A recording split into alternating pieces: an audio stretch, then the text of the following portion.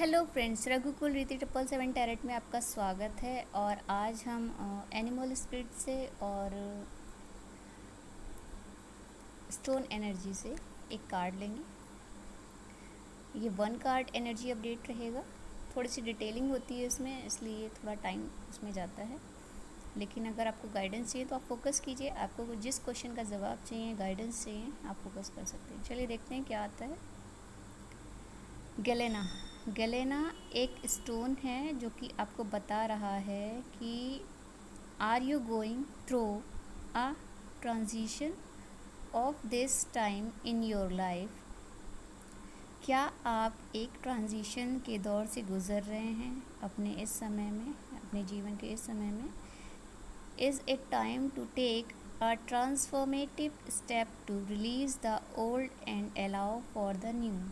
तो यह जो समय है वो ट्रांसफॉर्मेशन के टाइम का, आपको ओल्ड को फाइनली रिलीज़ करना है और न्यू को एक्सेप्ट करना है। Observe your current situation, observe कीजिए करंट सिचुएशन को। To determine of this chapter of your life is a life passage event. तो आप डिटरमाइन कर दें चैप्टर को, जो कि फाइनली आपके लाइफ पैसेज इवेंट को दिखाता है। You may experience situation that feel like initiations into a more powerful type of personal maturity।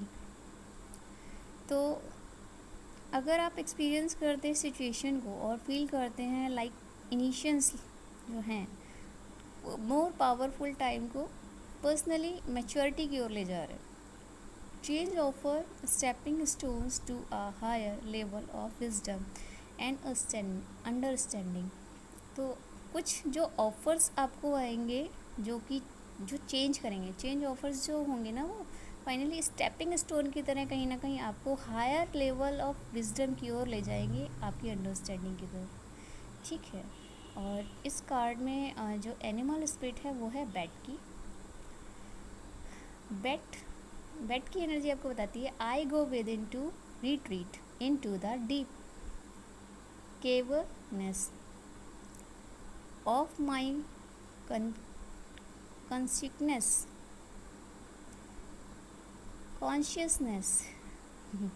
कभी कभी वर्डिंग भी अलग ही तरीके से डिफाइन हो रहे होते हैं।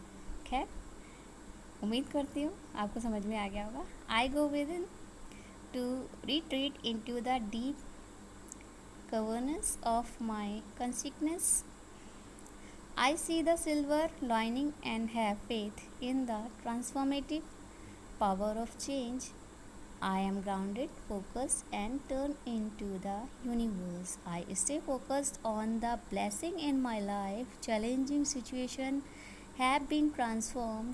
Goddess has been really revealed and restored. तो आपको बेड की एनर्जी से शायद में भी हो सकता है आप मतलब एक गंदा सा प्राणी या फिर एक वैम्पायर के फॉर्म में जानते होंगे। जितना भी आप कहते हैं ना, जितनी जानकारी हमें टीवी न्यूज़ और वेब सीरीज़ वगैरह से मिलती है वही हम फोकस करते हैं। लेकिन आपको शायद ये पता नहीं होगा कि ये जो एनर्जी है ना, ये बहुतों में जीवन के 2 एस्पेक्ट्स को दिखाती है, नेगेटिव एंड पॉजिटिव। नेगेटिव को तो सभी जानते हैं, लेकिन इसके जो पॉजिटिव एस्पेक्ट्स है वो शायद आपको इस कार्ड की एक दो जो एक्सप्लेनेशन है वो मैं बता रही हूँ कि कॉन्शियसनेस फाइनली इनमें बहुत अच्छी होती है। इनमें रात्रि में जो देखने वाली क्षमता होती है वो किसी भी और जानवर की अपेक्षा अधिक होती है। और ये जो लाइनिंग है, जो इनका फेथ है, वो ट्रांसफॉर्मेटिव एनर्जी जो है, जो पावर ऑफ चेंज है वो इनमें होता है। ये सर्वाइवल पीरियड से भी आगे जाकर तक सर्वाइव कर सकते हैं।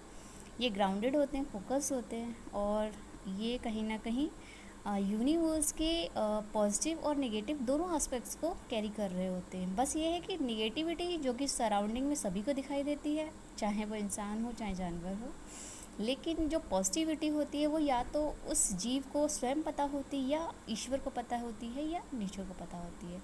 तो ये बता रहा है आपको कि I stay focus on the blessing in my life challenging situation. तो ये फोकस करता है कि चाहे जो भी चैलेंजिंग सिचुएशन हो, उससे मैं बैलेंस करूँगा अपनी लाइफ को, जो कि मुझे ट्रांसफॉर्म करेगी। Goddess and have reveal and restore, जो कि मुझे गॉडेस के फॉर्म में कहीं ना कहीं रिवील करेगी एंड रिस्टोर करेगी।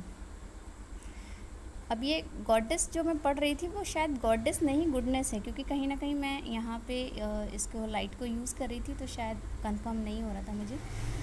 तो मेरे ख्याल से मीनिंग कहीं ना कहीं कनेक्ट कर रहा है, लेकिन कुछ एक जो वर्ड होते हैं ना वो कहीं ना कहीं मीनिंग चेंज कर देते हैं अगर उनका प्रोनाउंसिएशन अलग हो जाए।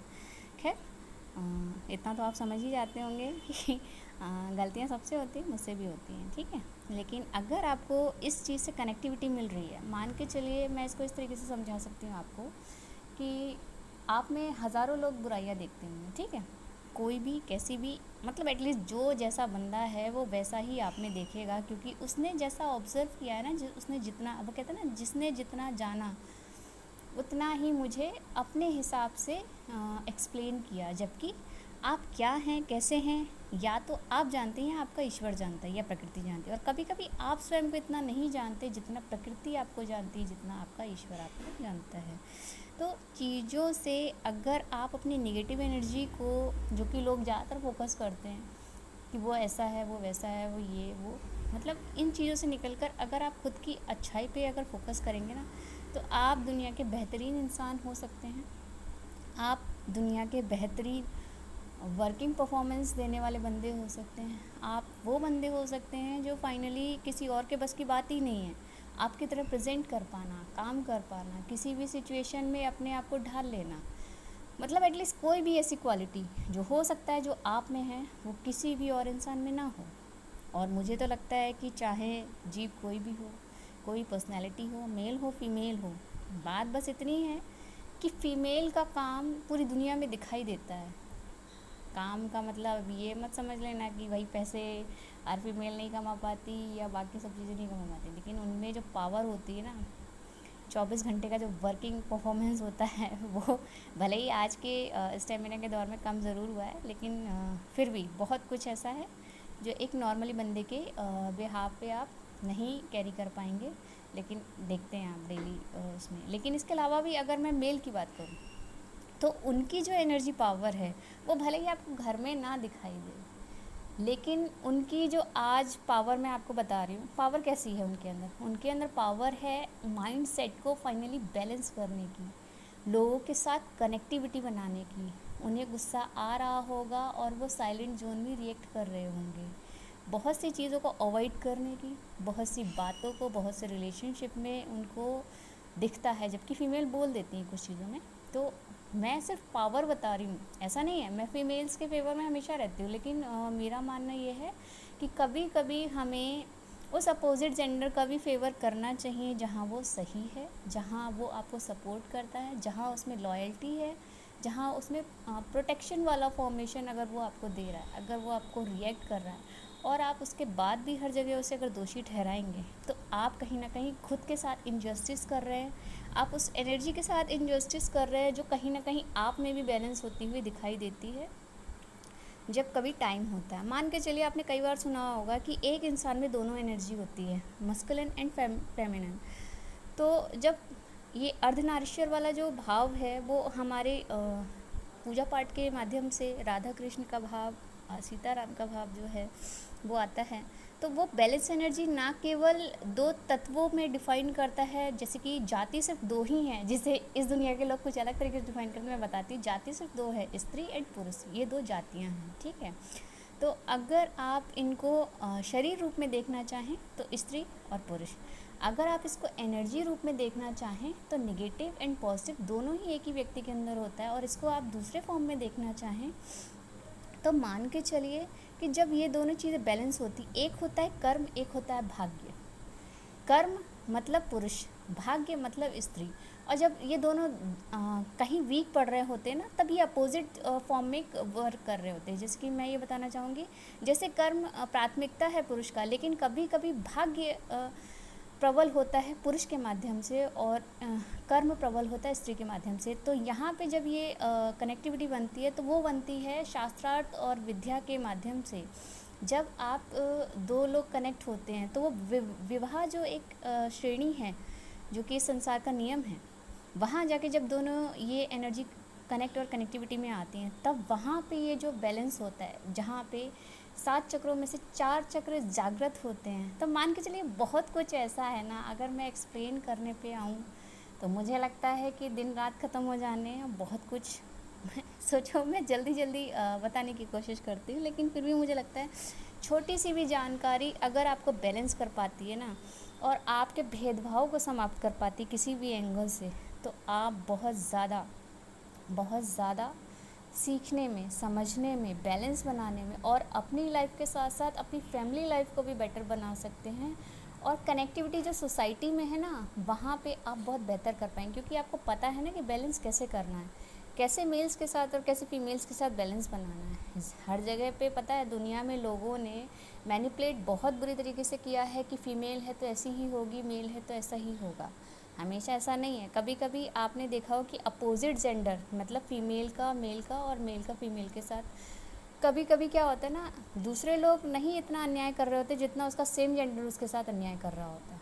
कभी भी आप नोटिस करके देखिएगा, समझ में आएगा आपको। अगर इसके साथ ही मैं ये कहूँ कि कभी कभी सपोर्ट जो होता है ना, वो सबसे ज़्यादा आपको वो अननोन पर्सन और वो अपोजिट जेंडर कर जाता है जो आप हैं, और आपके विपरीत वाला जो अपोजिट जेंडर है वो कभी कभी आपसे बिना कुछ डिमांड किए बहुत कुछ आपको प्रमोट करता है, सपोर्ट करता है, डायरेक्शन देता है। आप इसमें हर चीज़ वो नहीं ले जानी चाहिए जो कि दुनिया दिखा रही है, क्योंकि कहते हैं ना कलयुग है, कलयुग में हर चीज़ को गलत पहले समझते हैं और सही बाद में समझते हैं। तो अगर आप में अच्छाई है तो आपको अच्छाई समझ में आएगी, अगर आप में अच्छाई है ही नहीं तो आप हर चीज़ में कुछ ना कुछ गलत ले जाएंगे। खैर ये शॉर्ट रीडिंग थी, लेकिन मुझे लगता है एक्सप्लेनेशन के फॉर्म में कहीं ना कहीं अगर ईश्वर आपको गाइड करना चाहता है ना किसी के माध्यम से, तो इन चीज़ों में एक्सप्लेनेशन ज़्यादा आ जाती है। चलिए, कुछ अच्छा लगा हो तो प्लीज़ लाइक कीजिए, शेयर कीजिए एंड सब्सक्राइब कीजिएगा। और हाँ, मैं ये जानना चाहती हूँ कि आप में से अगर कोई भी पेड रीडिंग के लिए अप्लाई करना चाहता है तो प्लीज़ लिंक में मुझे बताएं, जाके कमेंट करें कि क्या आप वाकई में इंटरेस्टेड हैं। अगर हैं, क्योंकि मैंने पहले भी एक दो बार कई बार मतलब कनेक्ट करने की कोशिश की और मुझे लगता है कि इतना इंटरेस्ट दिखा नहीं रहे हैं। अगर आपको बिलीव नहीं है तो फिर कोई बात नहीं, ये छोड़ देते हैं समय के ऊपर। और अगर आपको 1% भी बिलीव है तो आप कमेंट बॉक्स में जाकर कनेक्ट कर सकते हैं। हाँ, क्योंकि जो नीडी व्यक्ति है और जिसको वाकई में ज़रूरत है वही आए, और जिसको मेरी फाइनली गाइडेंस पे बिलीव है, जिसको कनेक्ट होता, वो आके मुझसे कनेक्ट कर सकता है। चलिए मिलते हैं नेक्स्ट रीडिंग में, तब तक के लिए thank you all of you, bye.